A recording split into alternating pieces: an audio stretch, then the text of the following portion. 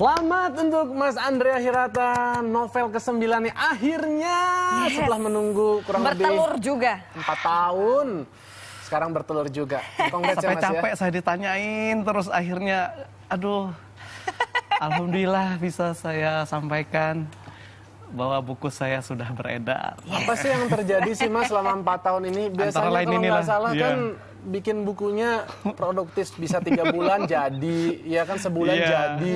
Ini novel yang 6 tahun nih bikinnya nih. Ya penyebabnya antara lain ya alhamdulillah juga penerjemahan Laskar Pelangi ke banyak bahasa asing tuh memakan waktu ya hampir 34 bahasa sekarang. Dan menyiapkan novel ini, sebetulnya bulan ini terbit 2 novel. Selain Ayah di Luar Negeri, terbit judulnya Der Träumer. Yang menerbitkan adalah Hansa Berlin di Jerman. Jadi ini juga menulisnya butuh waktu hampir 5 tahun. Jadi tertunda. Tapi ya alhamdulillah saya memenuhi janji sederhana saya untuk Indonesia. Jadi mudah-mudahan suka buku yang sederhana ini. Yang sederhana. Apa sih yang akan diceritakan Andrea Hirata dalam Ayah? Selalu saya berangkat dari keseharian. Buku saya adalah tentang semua orang. Maka bisa dibaca oleh keluarga, bisa di buku yang tidak perlu diumpetin di perpustakaan keluarga ya. Kembali kepada mengapa sih kita ini menjadi pelajar, menjadi host, menjadi penulis, menjadi pegawai negeri. Kita bertanya pada kita sendiri, ya ngapain kita berada di dunia ini, itulah intinya buku ini. Mudah-mudahan kembali menjadi karya yang inspiratif. Apalagi tanggal 9 ini nanti jutaan mungkin ya pelajar Indonesia mau memasuki tes, ya mudah-mudahan memberi kekuatan, ya, jangan menyerah. Amin, amin, amin. Pastinya kalau karyanya Andrea Hirata sudah tidak diragukan lagi. Tapi yang juga menarik nih untuk ditanyakan, kenapa mengangkat tema tentang ayah? Kenapa nggak ibu? Dulu gitu. Oke, novel ibu sedang disiapkan. Ada lagi. Sabar ya ibu-ibu ya semua ya yang nonton ya. Ini bukan diskriminasi loh, bukan. Ayah selalu menjadi figur istimewa. Baik saya secara pribadi dan mari kita kembali melihat ayah-ayah kita ya dan calon-calon ayah di sana. Jadi apa ya? Ayah adalah figur bagi kita semua. Banyak hal kita tahu dari ayah ya kan, dan bagaimana kita melihat ayah dan bagaimana ayah melihat kita lihat kembali di sini dari mulai hal yang sederhana, bagaimana ayah tersenyum setiap pagi ya kan, bagaimana ayah mengajari kita membuat PR ya, bagaimana ayah membonceng kita naik sepeda, bagaimana ayah membelikan kita permen. Mari kita lihat lagi sebuah keindahan yang hakiki. Ya, mari kita lihat kekuatan kasih sayang ayah. Tapi yang menarik juga, selain memang isinya dan sosok ayah begitu penting di kehidupan Andrea Hirata, setting dari novel ini, novel yang ke-9 masih tetap di Belitung dan settingnya memang masih berbau Melayu. Ini kenapa novel-novelmu mengambil settingnya seperti ini? Ya, ada istilah saya menulis, ternyata saya belajar selama hampir 10 tahun terakhir ini, dan semakin belajar jadi semakin tahu tapi semakin tidak tahu ya. Tapi ternyata ada preferensi, makanya saya mengerti ada teori sense of time and place dalam menulis seperti dijelaskan oleh guru saya James Alan McPherson itu, bahwa penulis memang punya preferensi terhadap waktu dan tempat. Makanya saya mengerti sekarang mengapa John Steinbeck itu ya menulis selalu dengan setting California.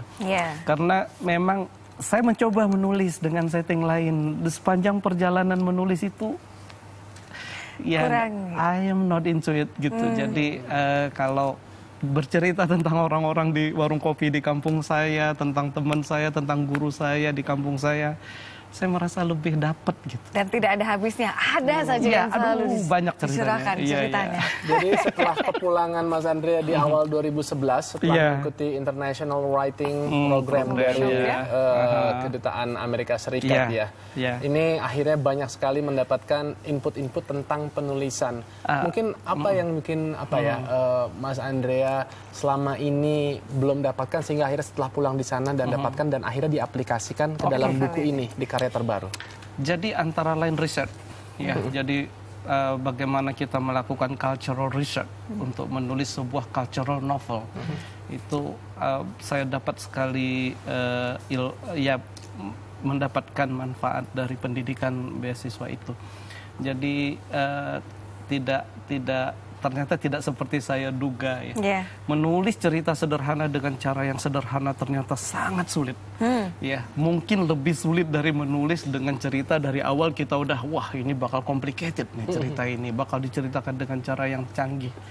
Dalam novel saya selalu berusaha selinear mungkin.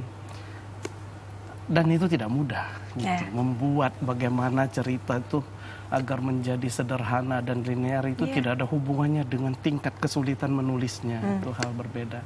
Itu yang antara lain saya tahu. Kemudian hal kedua adalah betapa membaca sastra atau menonton film kadang-kadang seperti menonton sepak bola ya. Dimana semua orang tuh dengan gampang bisa memberi komentarnya. Penonton lebih jago dari Maradona. Namun sesungguhnya ilmu sastra, ilmu menulis ini tidak semudah yang kita sangka ya. Kita perlu duduk berjam-jam membaca puluhan buku kalau perlu dalam seminggu untuk belajar sastra ini dan baru benar-benar kita paham sedikit demi sedikit gitu. Dan sampai sekarang masih belajar juga ya? Masih terus belajar. Ini yang menarik juga adalah, ini kan novel Laskar Pelangi, kemudian tetralogi. Suksesnya luar biasa di Indonesia. Amin, amin. Seberapa yakin sih Mas Andrea novel Ayah ini, apakah bisa mengulang sukses? Jadi di dalam menulis, seorang penulis berada dalam sebuah kurva belajar. Dan di dalam kurva belajar itu penulis mengalami perubahan. Persepsi tentang dirinya sendiri. Jadi ya alhamdulillah kalau kita punya visi yang progresif, kita tahu bahwa pada setiap karya ekspektasi penulisnya itu sendiri berubah. Jadi saya tidak lagi memikirkan apakah dia akan laku apa tidak. Saya tidak lagi memikirkan apakah dia akan terkenal atau tidak. Apalagi akan difilmkan karena sudah banyak saya dihubungi produser untuk memfilmkan novel Ayah ini walaupun belum terbit. Dan alhamdulillah saya dengar juga dari ini kan belum terbit dia udah laku 3.000 eksemplar ini karena lewat pesanan. Jadi saya kira saya udah melewati masa itu dan sekarang bagaimana responsibility saya sebagai seorang author, sebagai seorang penulis untuk menginspirasi, membuat tulisan yang inspiratif dan menyumbang dalam porsi saya sebagai penulis pada kampung saya, pada agama saya, pada bangsa saya, pada kawan-kawan saya. Itu yang saya pikirkan sekarang. Mudah-mudahan karya ini tetap membuat orang-orang menjadi bersemangat lagi ya. Pastinya, saya yakin yang sedang menyaksikan bincang-bincang kita saat ini juga terinspirasi ingin menjadi penulis gitu. Tips dari Andrea Hirata bagi mereka yang hendak mau terjun ke dunia. Animo untuk menulis besar sekali. Saya banyak sekali mendapat email dari kawan-kawan yang minta saran gitu ya. Tipsnya adalah terus belajar dan belajar dengan cara yang benar dari orang yang benar. Harus menjadi sangat skeptical, tidak gampang percaya dari apa yang seorang penulis omongkan, termasuk saya sendiri kan belum tentu. Jadi perluas wawasan, terus belajar gitu. Seperti saya bilang tadi, semua orang bisa memberi komentar tentang tulisan, tapi bagaimana kalau anak-anak muda baru menulis kemudian menyerap hal-hal yang sesungguhnya tidak tepat gitu. Jadi terus belajar saja dan punya tendensi yang kuat untuk menjadi the master of human observation. Jadi mesti memiliki kecenderungan yang kuat untuk menjadi pengamat kehidupan ini. Dan untuk itu tidak mungkin seseorang menjadi pengamat yang baik kehidupan ini apabila dia tidak toleran. Jadilah orang yang toleran lebih dulu. Karena menjadi a good person is much more important than being a good author. Wow, Luar kita biasa. hari ini dapat banyak pencerahan. Amin, amin, amin, amin. Bukan hanya sekedar ngomongin buku, tapi kita banyak belajar tentang makna Filosofi filosofi kehidupan. dari seorang Andrea Betul. Hirata. Dan kita sama-sama nanti akan menunggu bagaimana nanti kan akan ada Frankfurt Book Festival Yes, ya. Di Oktober ya Mas Oktober. ya? Jadi akan Indonesia juga menjadi guest of honor. Persiapannya sudah Ya, matang. saya juga ini harus segera pulang ke Belitung karena beberapa media di Jerman ingin wawancara langsung di Kampung Laskar Pelangi. Jadi untuk persiapan Frankfurt Book Fair ini, jadi Sabtu nanti harus segera ke sana.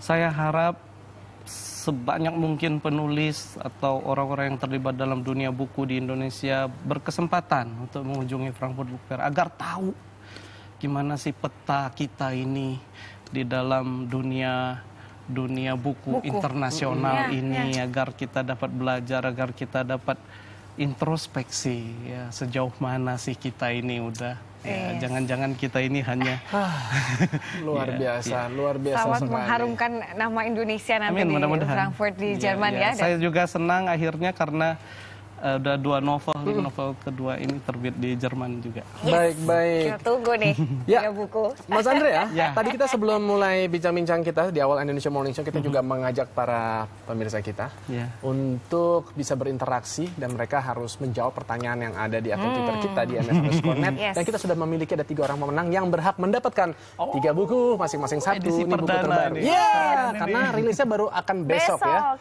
Yang pertama kita sebut siapa, Cita, yang berhak? Yang pertama yang memenangkan buku Ayah adalah Raka Nata dengan akun Twitter @rakaonex.